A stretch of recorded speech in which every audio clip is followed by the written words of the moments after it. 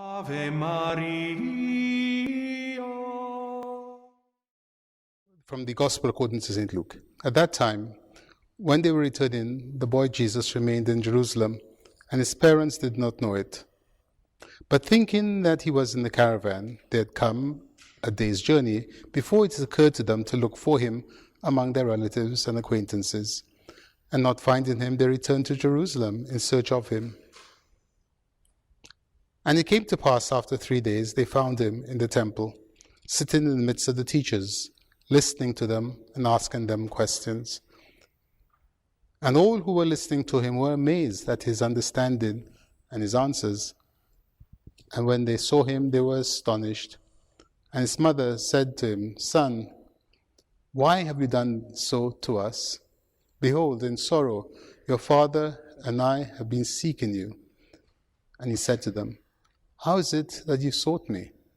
Did you not know that I must be about my Father's business?" And they did not understand the word he spoke to them. And he went down with them and came to Nazareth and was subject to them.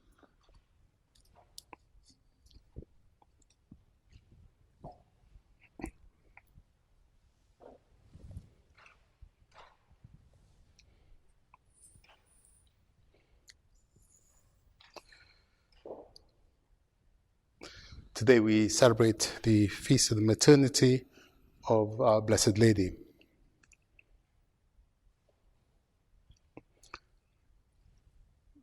Exactly what do we mean? What do we expect to learn from such a feast? What we are celebrating is in fact not only the divine maternity, but the universal maternity of the Blessed Virgin. That is, that she is mother not only of our Lord Jesus Christ, the Son of God, but she's also our own most blessed mother as well. How do we interpret this great mystery? From what angle can we approach it? What is striking in the Gospel is that after St. Joseph and our Blessed Lady found our Lord and asked the question, "Why have you treated us like this?" There's almost a surprise in his voice where he says, "Didn't you know I must be busy with my Father's affairs?" And then his parents didn't understand. But he went down with them and came to Nazareth and was subject to them. He was obedient to them. And this in itself is really a great mystery, that the Creator of all things should be obedient to his creatures. All things were made by him. There's nothing that is made that was not made by him. And yet he is obedient to the creatures, the two creatures he himself had made. And so he teaches us that we who are made should be likewise obedient. And how can we be obedient? Unless we first of all see the model of obedience which Christ our Lord has given us. Our Lady, we're told, is ever virgin. She has only one child according to the flesh. She has only one child according to nature. But she has a multitude of children according to the Spirit. She has a multitude of children supernaturally. And there are many places in Scripture where we can see this. Perhaps the best example of it is found in the book of the Apocalypse, where St. John tells us a great sign appeared in heaven, and there is the woman who is clothed with the sun, standing on the moon, has a crown of 12 stars, that she is in labor, and that she gives birth to a son who is taken up to heaven. And Then there's a great red dragon who is preparing to devour the child as soon as it's born, but the child is taken away. And then there's the battle, and then the dragon chases the woman, and she escapes from him. And then we're told, significantly, he went to make war on the rest of her offspring. That is, all those who keep the word of God, those who believe in Jesus Christ, whom the Lord has sent for our redemption. So that's one example. We are also told that on Calvary, our Lord is hanging on the cross, and at the foot of the cross is our Blessed Lady, St. John the Evangelist, the other women, Mary Magdalene, Salome, John's mother, by the way. And our Lord looks down, and the last words he speaks to us humans is, "Behold your mother." He had said to his mother, "Behold your son." But don't forget that John's mother was there as well. So we begin to understand a mystery there, that our Lord was conferring on Our Lady a spiritual motherhood. This is your son. He has been redeemed by my blood. And so all those who have been redeemed by the blood of the Lamb are spiritual children to our Blessed Lady. If we go into the Old Testament, we again see something of this mystery in the story of Jacob. Jacob was the son of Isaac, and Jacob was a type of Christ. Jacob had to escape from his brother, and he went to work for his uncle Laban. Laban had 2 daughters. The younger, Rachel, was very beautiful, whereas Leah, the elder, had a little problem with her eyes. And Jacob Jacob loved Rachel.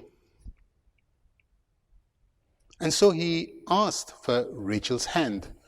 And Laban said, "Yes, but you have to work for me for 7 years."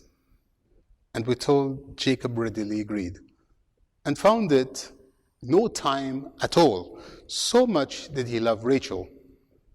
And when the 7 years were up, he asked Laban, his uncle, for Rachel's hand, and Laban played a trick on him. He passed off Leah. And it wasn't until the morning that Jacob realized the trick and was angry and said, "I asked for Rachel and you've given me Leah." And Laban said, "We do not do this in our culture, among our people. The younger daughter is never married before the elder. So if you want Rachel, you have to work another 7 years." And we're told he gladly agreed. He underwent it. And for him, the 7 years were as nothing. And so he receives Rachel as his wife, whom he loved. But unfortunately, Rachel is not able to bear children. Leah knows that she's not so loved, but she's able to produce 6 sons and a daughter. And at this point, Rachel is distressed. And she cries out to her husband, "Give me children or I shall die." And Jacob says, "Am I God? It is not I who have closed your womb."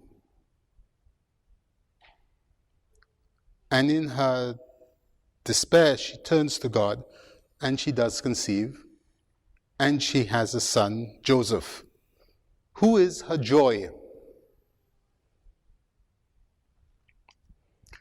Joseph is a type of Jesus. As you will note,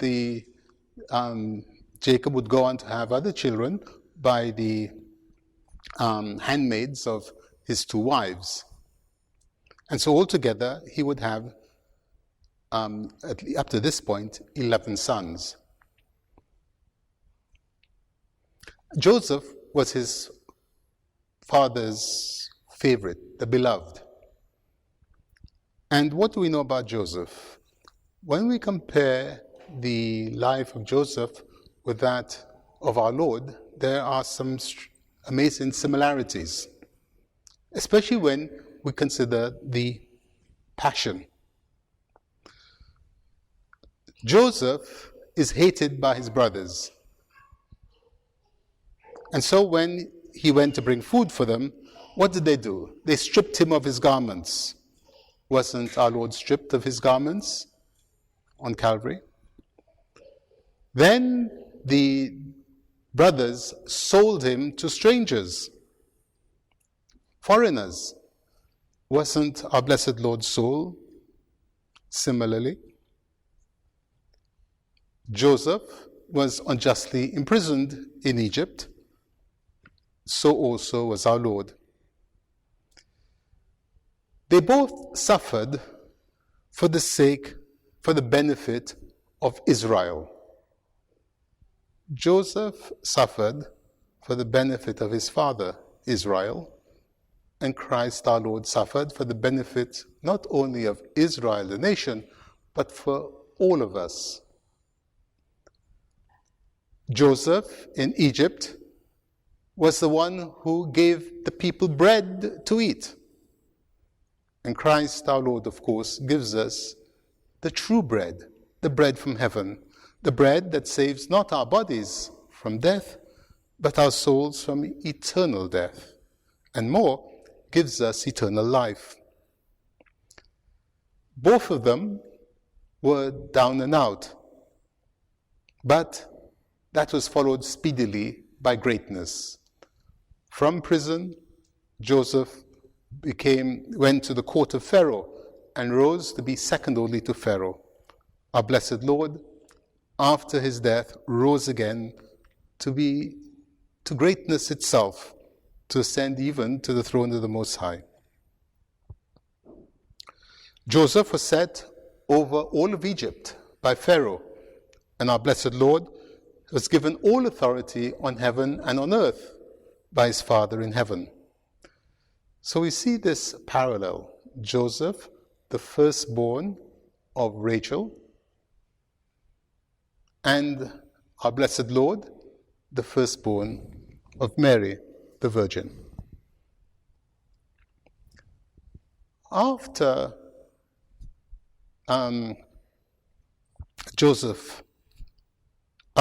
Jacob left, we're told that Rachel again conceived.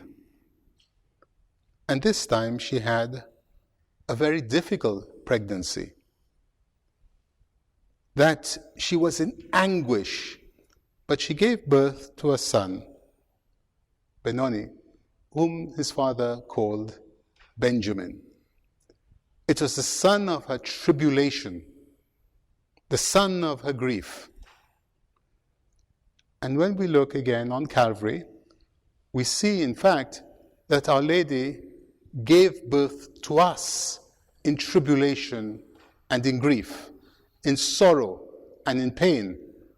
Yet she had given birth to her firstborn, our Lord Jesus Christ, in Bethlehem, without pain, with greatest joy, with the presence of angels. And so we are celebrating this double maternity of our Blessed Lady. The first, that she is Mother of God. according to nature.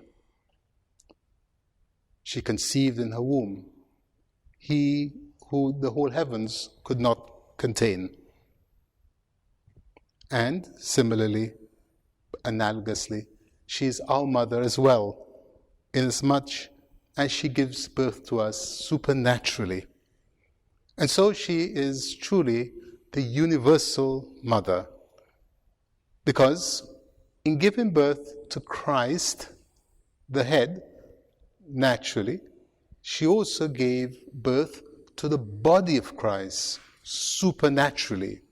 And we are members of the body of Christ. By our very baptism, we are members. By our baptism, we become adopted children of the Father. And we are also children of the Mother.